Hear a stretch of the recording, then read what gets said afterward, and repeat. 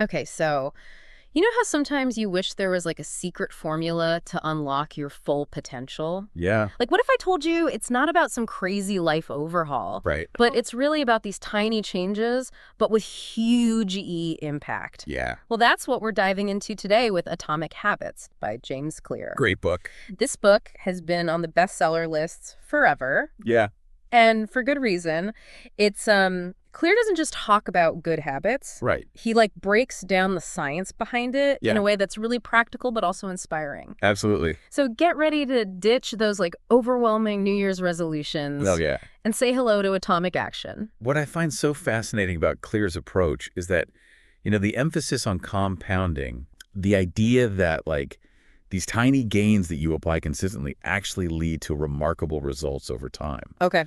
That penny riddle. Yeah. Would you rather have a penny that doubles in value every single day for a month Okay. or $1,000 right now? Now, I have to say, the instant gratification part of me wants that $1,000. Right. Of course. But I feel like there's a catch here. There is. While that $1,000 sounds really good in the moment, that penny doubling day after day would actually make you a multimillionaire by the end of the month. What Clear is saying is that this applies not just to like your money, but to your habits too.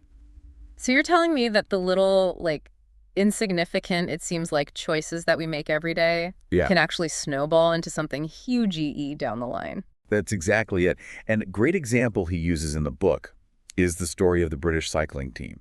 So for almost a century, they were stuck. They could never like break into the top tier of the sport. Oh, wow. Then this new coach comes in and he's got this radical approach. He wants to improve everything, but just by 1%. Wait, hold on. So you're telling me that, like, these tiny little 1% improvements here and there Yeah. actually made a difference? It's incredible, right? Yeah. These tiny tweaks, things like their buck design, Wow. training regimens, Yeah. even down to like how they were sleeping. Really? Yeah, it all added up. Wow. Within a few years, they went from being mediocre to dominating. Wow. Talk about a comeback story. Right. That's a really powerful example of what, like, consistent small change can achieve. But how do we actually, like, harness that in our own lives? How do we harness that 1% magic? Well, that's where his 4 laws of behavior change come into play. Okay. And these aren't just some abstract ideas. Yeah. They're actually practical tools that you can use today, like Yeah. right now, Okay. to make good habits stick Mm-hmm. and get rid of the bad ones. Okay. You have my attention. What are these 4 laws? So the first law is all about the cue. It's Yeah. very simple. Yeah. You have to make the cue for your habit incredibly obvious. So, want to drink more water. It's like one of those things I'm always trying to do. Right. Instead of keeping it in the fridge, keep a full glass on your desk where you can always see it. So it's all about, like, setting yourself up so the right choice is the easiest choice. Yeah. Exactly. And that leads us to the second law, which is craving. This one's about making the habit itself something that you want to do, Yeah. not something that you're forcing yourself to do. Right. If you're dreading that run on the treadmill, find an activity that you actually enjoy, whether it's dancing or hiking or even just a walk in the park, and you'll be much more motivated. Yeah. All right, the third law is the response. This is about making the habit as easy as possible. Want to read more? Keep a book in your bag. Trying to cook more? Chop your veggies ahead of time so when you're ready to cook, it's easy. It's funny how those little things can really, like, sabotage you. For sure. But, okay, so there's got to be more to it than that, than just making it easy. What's that final piece? The fourth law is all about reward. Okay. You got to make it satisfying. Right. Our brains are wired to crave that feeling of reward, so it's like we need to celebrate those wins. So if you've finished that chapter you've been meaning to read, reward yourself. Watch an episode of your favorite show. Yeah. That positive reinforcement is going to be key to making those habits stick. This is all making so much sense. It's like we're hacking our brains to make good habits, like almost automatic. It is. It's really cool stuff. But here's where I think it gets really interesting and takes it a step further. And it's almost like he goes into the psychology behind it a little bit. You know, he talks about identity-based habits. Oh, yeah. What's that all about? So this is a game changer. Yeah. He's saying that change that lasts, that's really going to stick, isn't just about like checking things off your to-do list. It's about actually, like, your actions have to be in alignment with the type of person you actually want to become. Oh, I see. I know. So instead of saying, I want to learn a new language, it's more like, I am becoming a multilingual person. Yes, exactly. Oh, that's cool. It's about embodying that identity, Wow. not just going through the motions. Think about it. Someone who's training for a marathon, they don't say, I exercise. Right. They say, I am a runner. That's a really good point. It's part of who they are. Yeah. And that makes all the difference. That is a really powerful distinction. It's not just what you do, Right. but who you believe that you are. Yes, exactly. Okay, so we've got these 4 laws for building good habits and this idea of like shaping our identity. What else really stood out to you about Clear's approach? One of the things I found really interesting was how much he emphasizes our environment. Okay. We tend to underestimate how much our environment actually shapes how we behave. Oh my gosh, yes. Yeah. If I've got chips and cookies on the counter, Oh, forget about it. it's over. I have no willpower. Exactly. Yeah. You're setting yourself up. Yeah. If you want to eat healthier, don't rely on willpower. Like you said, it's not going to happen. Yeah. You have to design your environment to support your goals. So, swap out the junk food for a bowl of fruit. Okay. And suddenly, the healthy choice is the easy choice. It's true, and we do respond like visually to things. Like if I see it, 100%. I'm much more likely to grab it. And it's not even just food, right? Rearranging your workspace to minimize distractions, Yeah. surrounding yourself with positive people.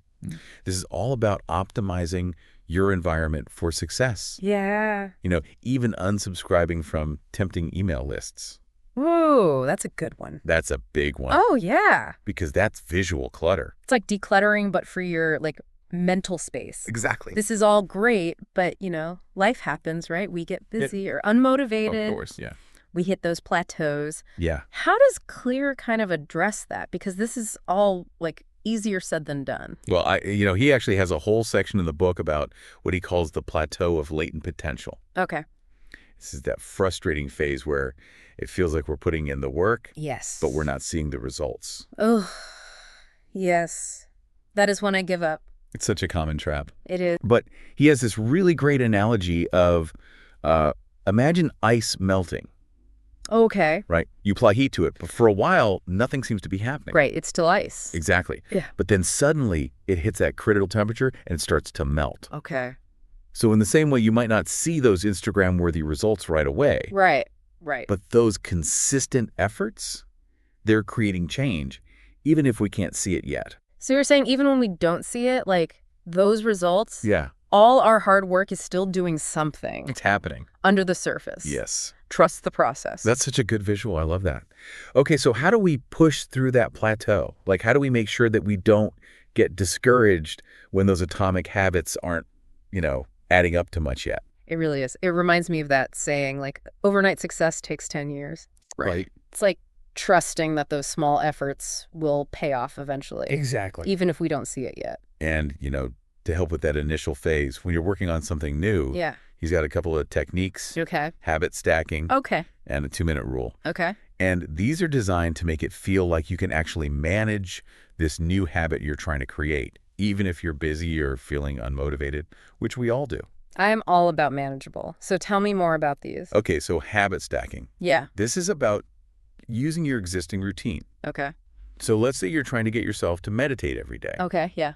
but you never seem to find the time. Yeah. You brush your teeth every day. Right. Hopefully everyone listening does. Exactly. So you stack the meditation onto that habit. Oh, I see. Brush your teeth, then meditate, even if it's for 5 minutes. So you're basically using that habit you already have That's it. to kind of build the new one. Exactly. That's really cool. I like that. Okay, what about the 2-minute rule? That sounds almost too easy. It's deceptively simple, but it works. It's about making it so easy that you can't say no. Okay. You want to become a runner, day one, just put on your shoes. That's it. That's it. Put on my shoes. You're tricking your brain into starting. Wow. And a lot of times, that's all it takes to get you going.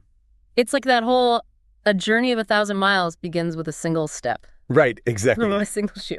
Okay, so we're wrapping up here. What's like the key takeaway, the thing you hope people will walk away with? I think it's that real change doesn't have to be some big dramatic thing. Yeah. It's about those small, consistent things. Yeah. It's about really understanding how your mind works, how your environment affects you, and how you can use that to make positive change happen. I love that, making it inevitable. Exactly.